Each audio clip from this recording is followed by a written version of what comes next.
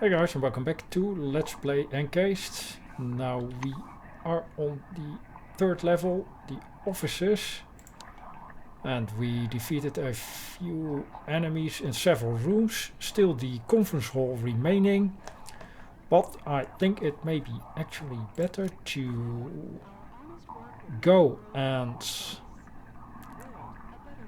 find the dangerous relic beneath the excavation area and neutralize it. Maybe that will revert the status of the people that went crazy, so we don't have to kill them.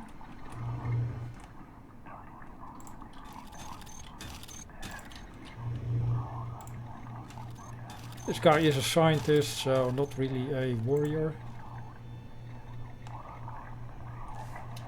We have the master key.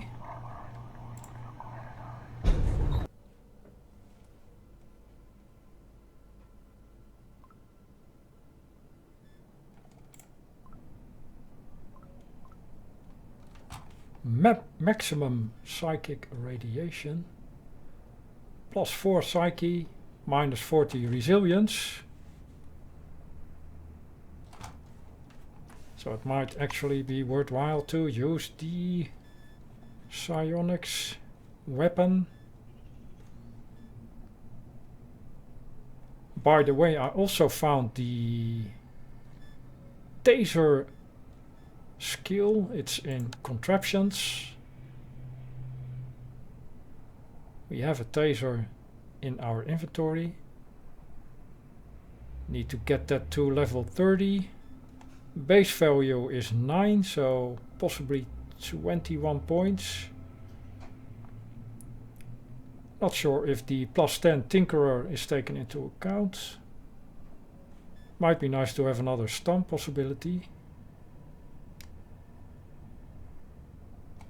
Let's actually check that, if 11 points is enough. No.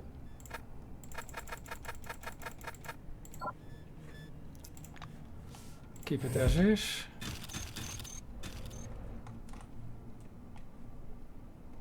Right. Louise Decker and Ronald Steele are also in the cave. Beneath the excavation zone.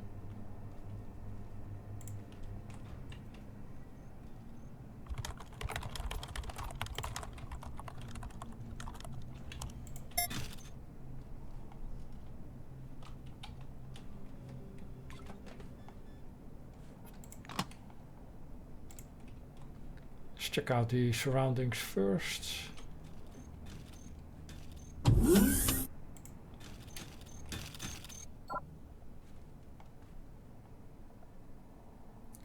Excavation zone, power circuit, terminal 2. Right, we don't know what we exactly need to do here, so let's talk to Ronald and Louise first. Hello again. Ronald is trying to seem calm and almost succeeds. Do you need help? Are you going to help to find the relic? Would you like me to drag her all around the excavation area? Here's what we'll do. Once you locate the relic, just take a quick look at it and call me right away. And where do I need to search for the relic? The wave pattern has evened out, meaning there are almost no natural obstacles between us and the radiation source. Go ahead and search for it, we're close. Is there anything else I should know about this relic? Apparently there is. Well, nothing, save for the strange report I saw in the computer room. It was compiled by a physiologist from Nashville who observed the halo eye symptoms in himself.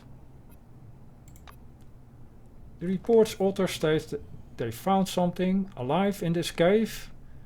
The relic communicated with him and kept talking until the medic completely lost his marbles. Don't take these hallucinations at face value.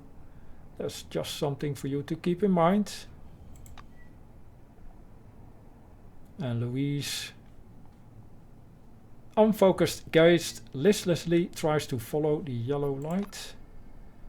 I'm no doctor, but I think she's getting worse. Later.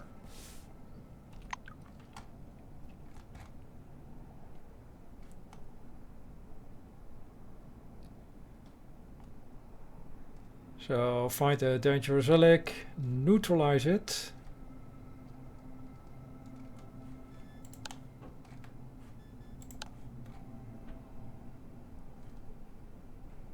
You reach the excavation zone. Now it's time to find that relic. Louise could not endure the effects of the unidentified relic's radiation and went crazy. You and Steele will suffer the same fate if you don't hurry. A servo shell? Do you even have a permit to wear it here? Right, we need to hurry, apparently. Maybe there's a time limit or something.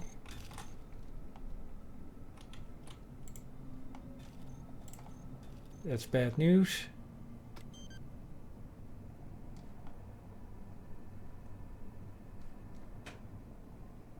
Power circuit terminal 1. Control panel. I think there was a power circuit also in this room. Terminal 2.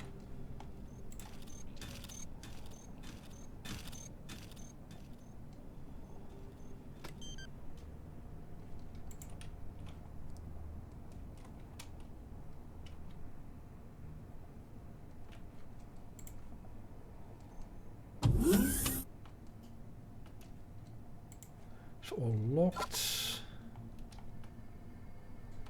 Broken terminal.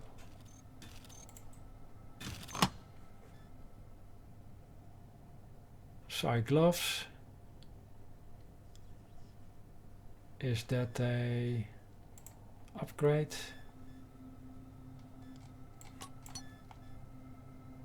Psionic weapons technical manual. Not sure how the upgrading process works.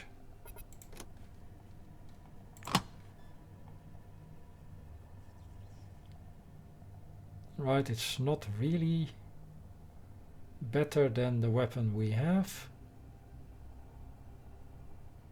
Well, it should compare it with the Psi glove. 9 to 16, 11 to 13, alright, so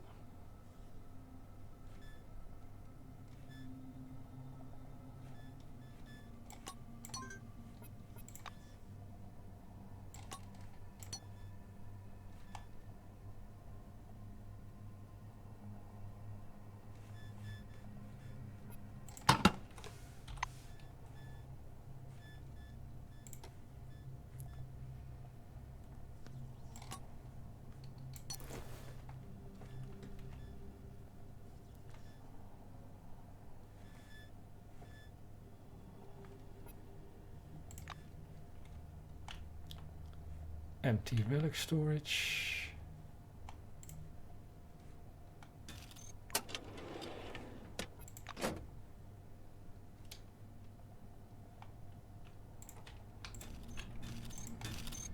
The briefcase locks were hastily and clumsily busted.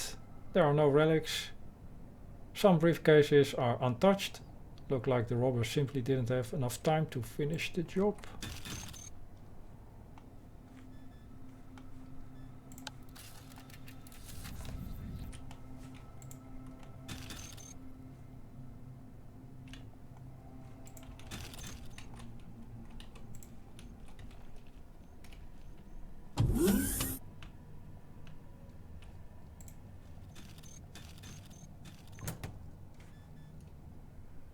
Hellraiser comic book. Piloting plus 20. Medical notes.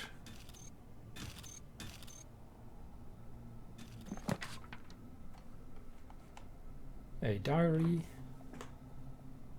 Several workers immediately began to complain of headaches, carbon monoxide, more of the same complaints. Some patients are drooling and report auditory hallucinations, and obsessive behavior, becoming more aggressive.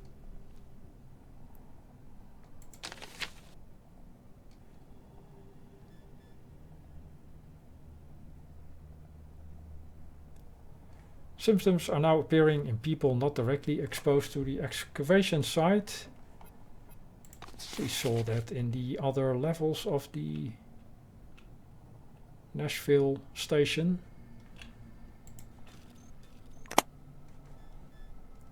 Energon, very good.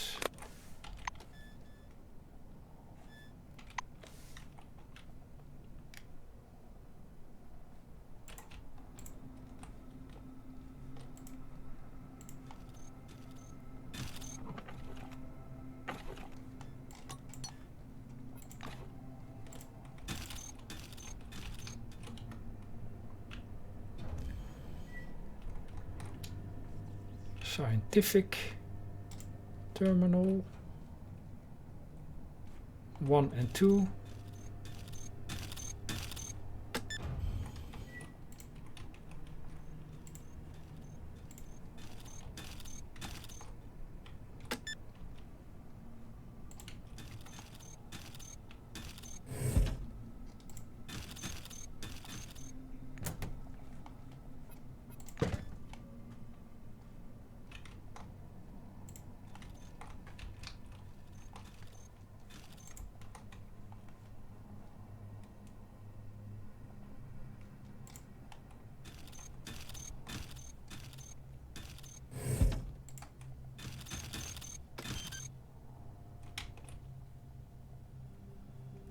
Overturned server.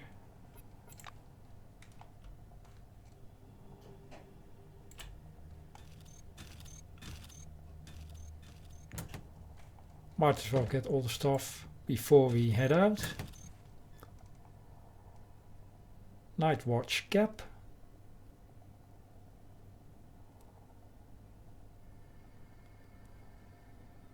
Except for energy resistance.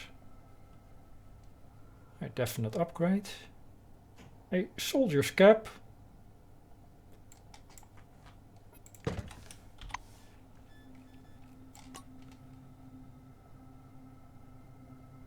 Right.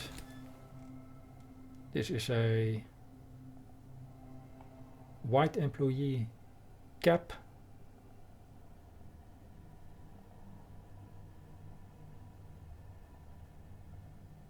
Well, alright, keep the black cap equipped.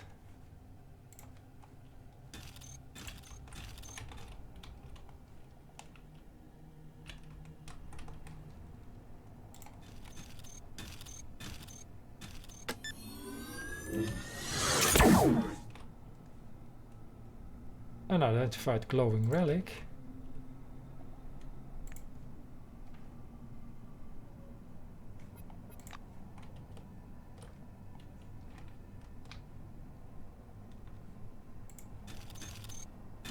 Forgot something.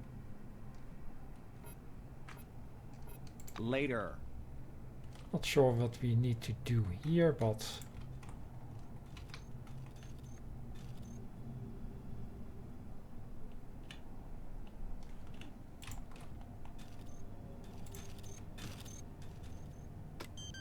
enabling lighting in the excavation zone. Warning. Damage to power system detected.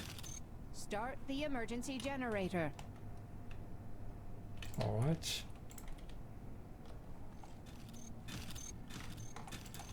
Need to find it first though.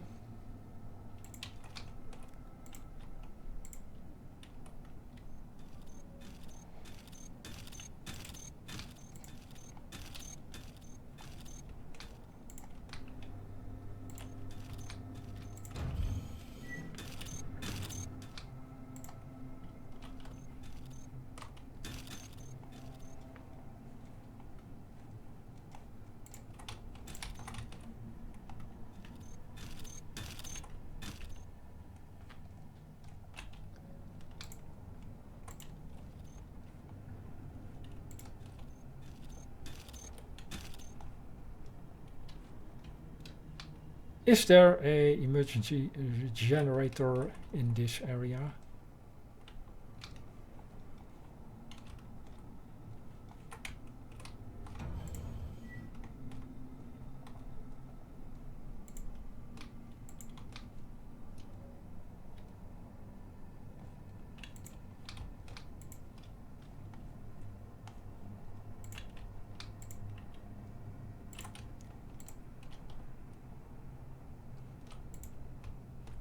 I guess not. Let's go then.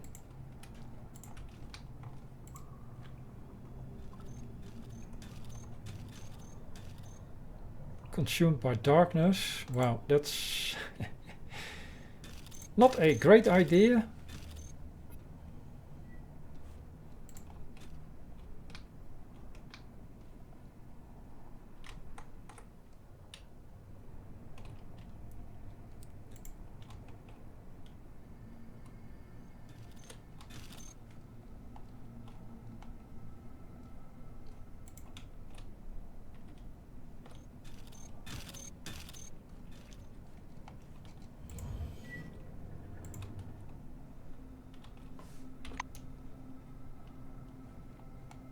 Mobile generator.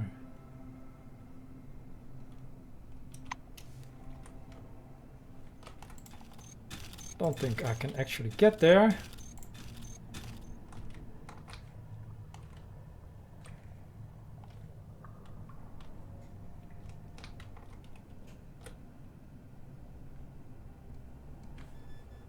Maybe we have something in our inventory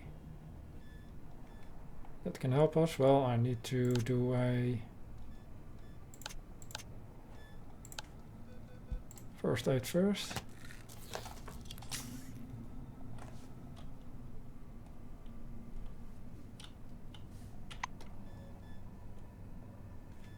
Consume a energon.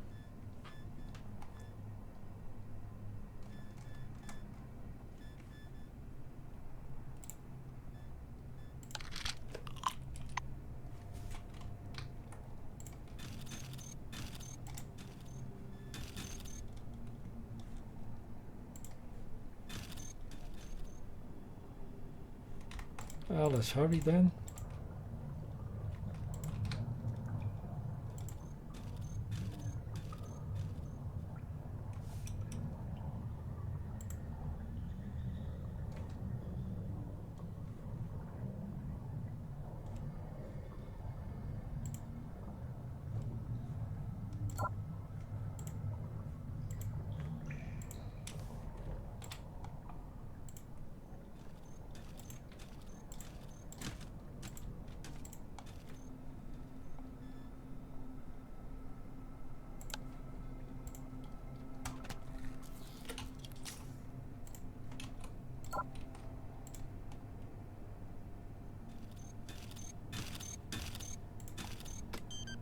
Lighting enabled.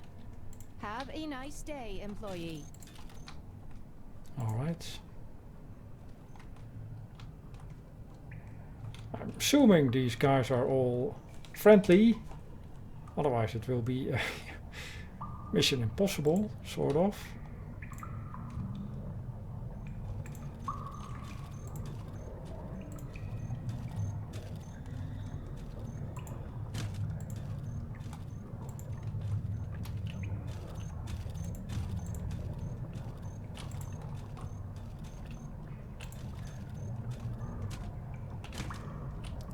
Nashville relic.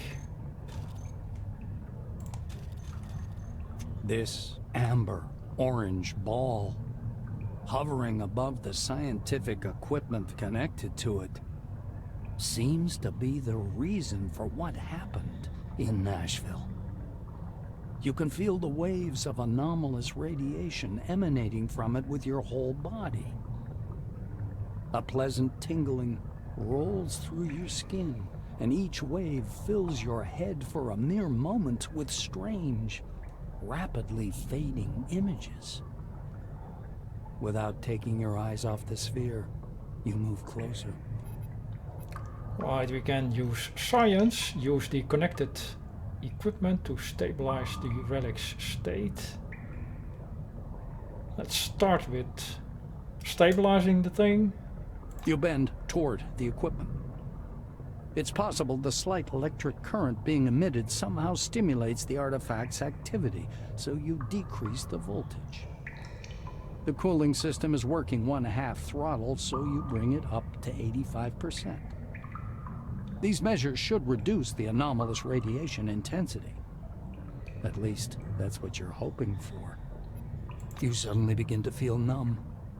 The prickling in your hands and the anomalous radiation pressing against your head grow weaker, but a frightening sensation rises in their stead. An unknown force detaches you from your body and takes you up into the cool, ringing silence. The maelstrom hanging above Nashville embraces you. All of your consciousness unfolds like a giant canvas, hurling you into a dark auditorium. You see the maelstrom swirling over Nashville. Pulling you from the crumbling walls of the base, it lifts your mind above the world. It covers the lands of the dome like a gigantic spot, in the swirling shadow of which the lights of human consciousness flicker. Some of them fade away, barely in contact with the maelstrom. Others grow dimmer and blink painfully. Some glow with a strange, cold light. Gaining strength, the maelstrom, rushing westward, comes crashing down onto the southern lands of the dome, leaving behind hundreds of fluttering and slowly fading lights. After sweeping out Concord and Spire Station, the maelstrom finally calms down. It hangs in the very center of the dome, like a majestic, lazily swirling vortex, and your mind rushes about within it like a shining spark.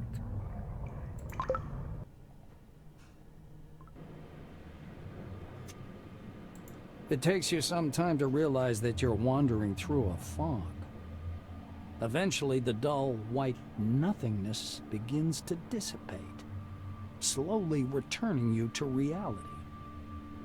A noise fills your ears, a rumble resembling the sound of waves rolling ashore. You step carefully through the white haze.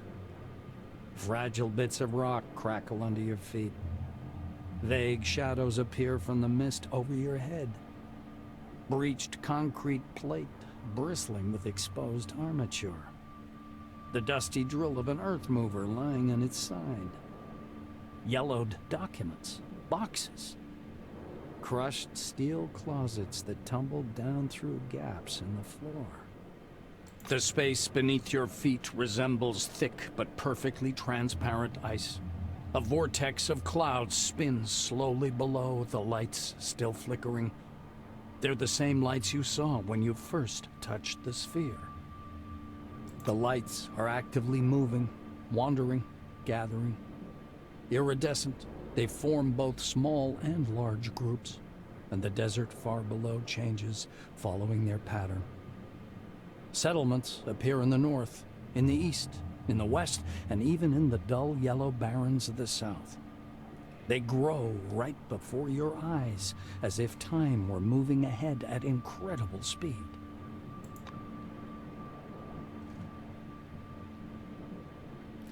Right. Can talk to probably the expedition team. Tim Ginsberg, Ronald Steele, Clara. Not sure who Clara is. Aaron Melville.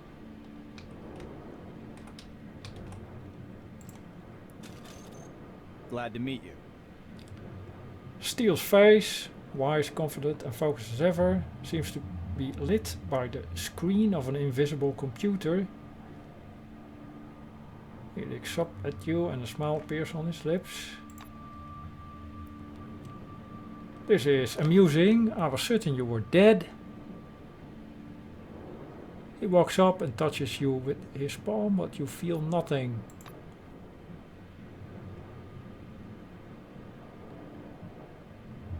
What was I hoping for anyway? Still looks you in the eye. Do you know how unreal it was to survive and keep my sanity with all the physic stress Maelstrom was generating? A lot of people lost their mind. Well, everybody, I think. That was what we saw here and what happened after at Ankara on the west side of the dome. You know, I'm locked inside my head right now from my perspective. It looks like the computer room where Louise locked me in. How ironic.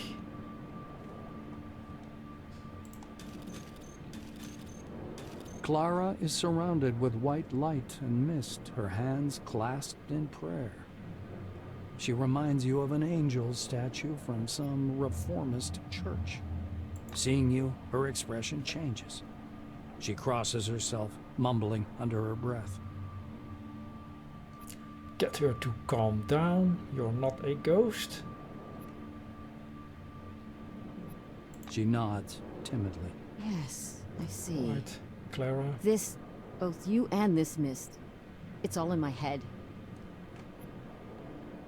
She steps towards you and kneels. I must repent. Clara's voice trembles. When Maelstrom broke, I didn't try to save anyone. I just got in the truck and drove away. Right, we arrived in a truck together at Nashville Station. I'm a terrible sinner. I know. I hope you're in heaven. She raises a face distorted with suffering. Well, I don't know where I am. Clara sighs heavily. I see. Why are you appearing to me? Is this some sort of a sign? Do you know about signs? This is when... Her voice suddenly becomes deep and thick. She drawls as if her words were being played from a corrupted tape. Clara's face alters subtly, as if it had turned to stone. Abbott is very kind to me, but his faith is nothing I could get used to. She says in a dull voice.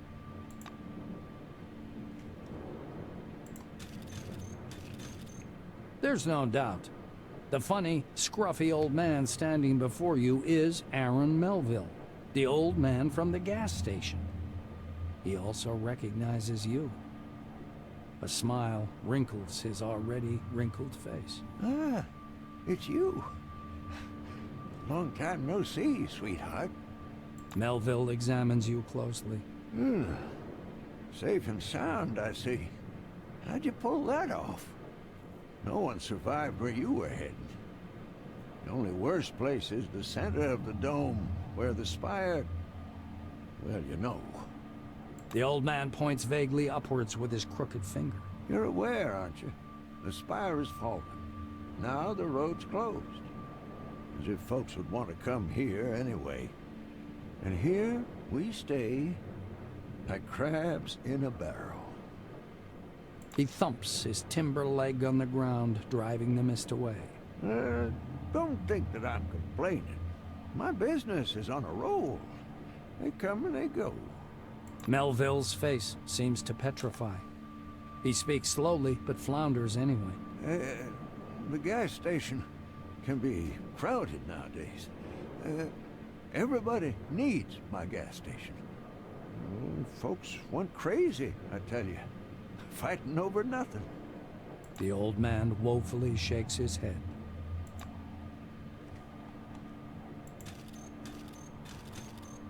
Hello. The orange raises his hand as if aiming an invisible gun at you. Holy shit. He looked at his empty hand with a puzzled expression. Do I know you? Yes, I do. I should quit with this crap. Those glasses fry up your brains right quick. So where are we now? How should I know where you are? In hell, together with that bitch Decker and meticulous bastard, what's his name? Steelman? Steel? I told you there was an exit, I made it, I found a car. And don't you dare rip on me, I did nothing wrong, I didn't have to die with you there. Not everyone can escape from Nashville, that means something, doesn't it?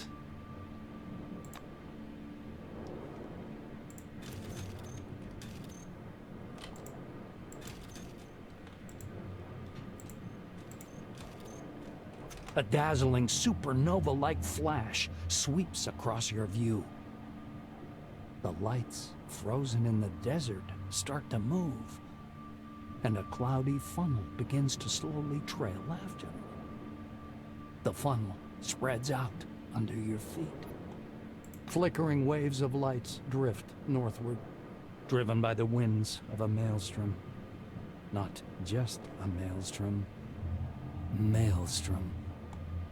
Its shadow covers the west and south of the dome, as if it was extinguishing the lights scattered across the desert.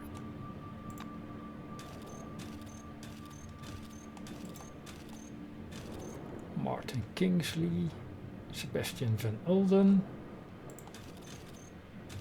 A gray-haired man, arms stiff at his sides, stands squinting short-sightedly into the mist. Kingsley is much shorter in person, and older. He notices you. I depended on you and you failed me. Why did you not report on the events of that day? Martin comes closer. You notice small changes in his uniform. Some of the insignia have been replaced by larger patches resembling military chevrons. Kingsley nods as if anticipating your question. Yes, the uniform is new. But the man is the same. Head of Magellan Base. I intended to resign after the incident, but Nakamura decided otherwise. I couldn't argue with her. He surveys the thick mist around you. One thing's certain. You're standing here. That means you're alive. Yes, I know what this is, partly. He looks you in the eye and says, Scientists on the emulator project have been telling us a lot about it. Not everything, of course. Even they don't know what it is.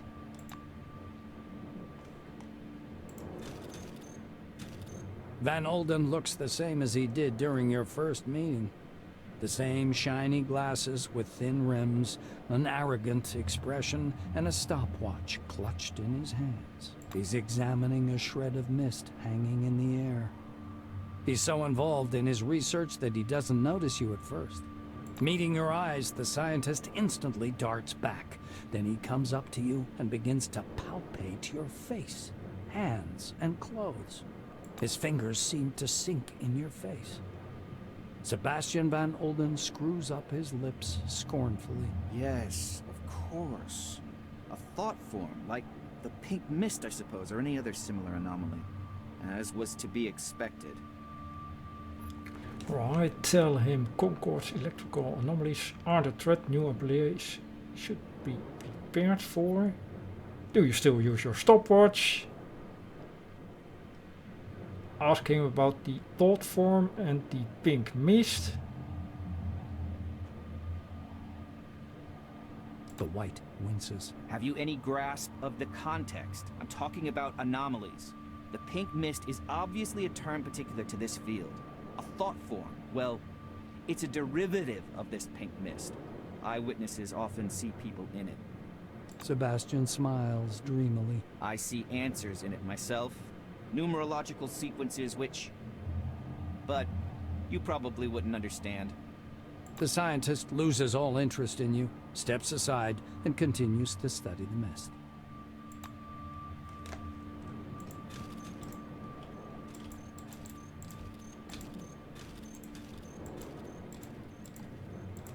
You smell quartz and sand tempered in the sun. But as you try to penetrate the dispersing mist, you can't see any desert. The world around you is full of pictures. They're floating around like visions in some crystal ball. A hall covered with carpets. A golden Cronus logo on the wall among wine-red banners. A power plant. A city filled with lights. Mercenaries, soldiers, armored vehicles moving through the cool wasteland in the night. The spire of a temple spire, its searchlight shining into the night sky. White corridors of research complexes. The visions fade one after another until only the last remains.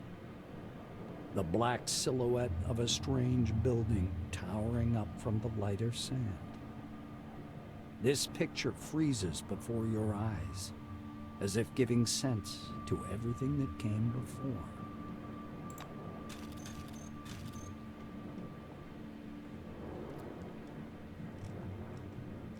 Right, these are all unfamiliar.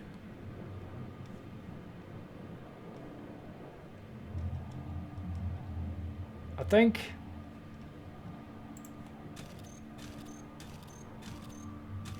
A wizened old man, long and lean as a scarecrow, leans over to examine you with the curiosity of a vulture.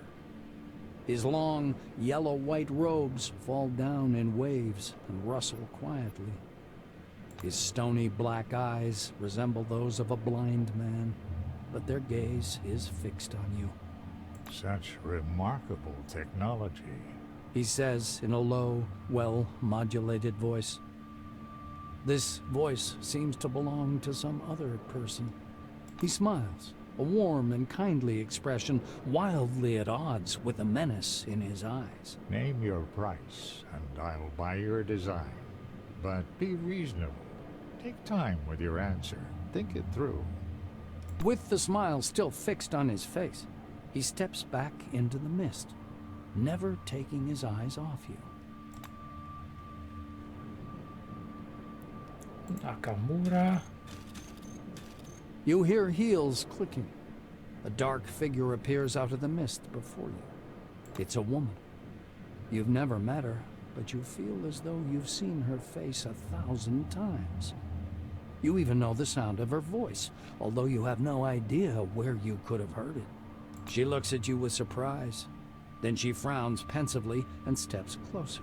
She stands so close you can see multicolored reflections in her bionic eye. After poking you to confirm your ethereal nature, she waves her hand left to right. Obviously, she's hoping to disperse you like mist.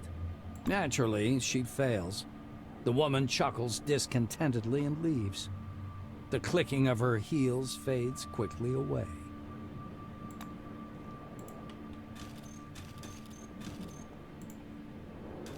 The fuzzy mist, as if whisked with a mixer, looks like slowly dissolving clouds.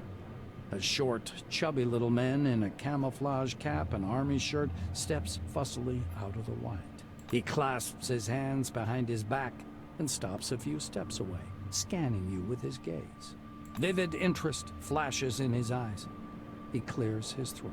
I'm out of jokes about death. Or about Mr. Christ. I'm out of jokes about hallucinations. Although hallucinations under the dome aren't any joke, but an everyday reality. The man circles you. His glance bounces from your face to your uniform to your shoes and back. But you are something else. So, let's see. A pre-war haircut, old-time uniform, clean and pressed. Shoes aren't worn out, just got them. He recites with enthusiasm. He frees his plump palm and carefully touches you with one finger. You are ethereal, but light-tight. You respond to my movements. You are not using an image that's familiar to me. You don't look like anyone I know. And your badge says... He raises himself on tiptoes and fixes his eyes upon your badge. The name. Of course. Of course. The name. He flings his arms about and leaves without even saying goodbye. The mist seems to slam shut behind his back, like a pair of wing doors closing. The fluctuant white slowly settles. A man and a woman stand before you. The woman rolls her eyes discontentedly. Are you serious?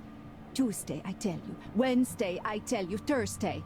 How come I always repeat the same thing? I can't sleep without my pills. You're the man. You're responsible for me. The nightstand. The top drawer. There they are. Oh, my pills. Just say pills before we go to sleep. Is that so difficult, Johan? She pushes him lightly on the shoulder. The man nods automatically, lost in thought. The woman clasps her hands in front of her chest. She's boiling with frustration. I can't depend on you, can I? I haven't been able to relax in years because I have to control the situation for both of us. Johan! Hello! My pills! P-I-L-L-S! Her shouts break through the man's pondering. He comes to his senses and stares at you in surprise.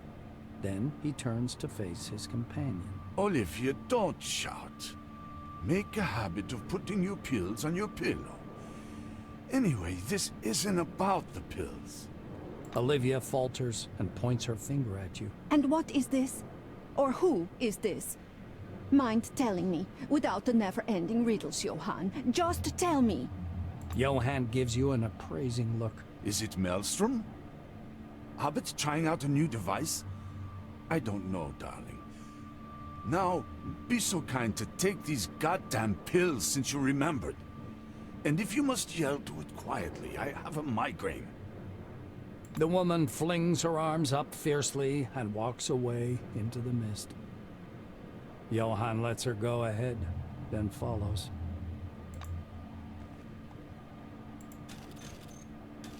An unfamiliar woman steps out of the mist and looks at you with the wandering eyes of a mad person. She's wearing a tall, crudely made tin crown painted with gold powder enamel.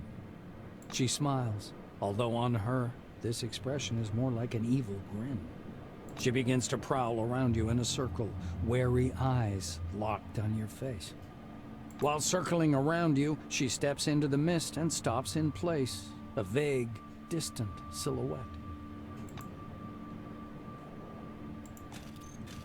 The mist fades away. You see a short, dark-skinned man with a grim face. He's wearing a brightly colored turban. You take a step towards him, and he strides forward as if to block your way. The ends justify the means, don't they? Have your scientists nothing better to do, Kimiko? He asks, looking upward. The stranger raises his hand, forcing you to stop. He looks up again. We have to be like the Soviet Union and Germany in the late 1930s. Mutual favors, mutual limits, parity. We've always worked on such terms. As he finishes speaking, his lips stop. The man in the turban keeps standing there, a lean figure looking angrily upward.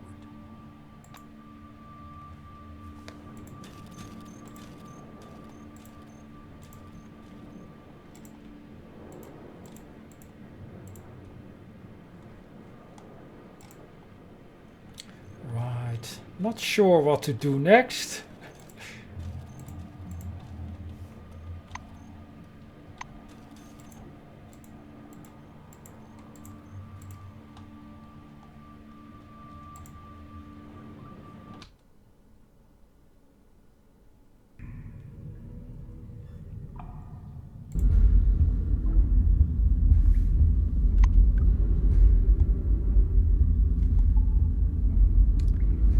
Let's check the log.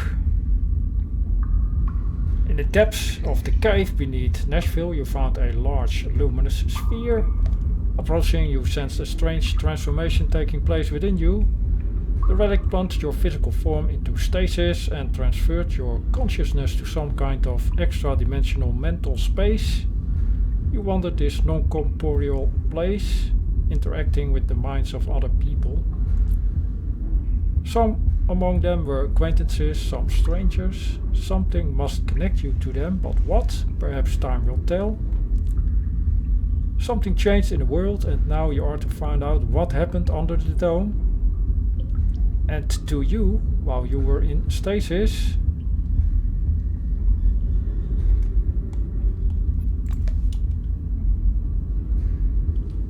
Right, so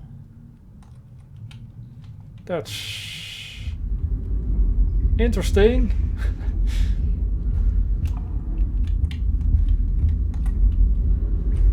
The relic is destroyed.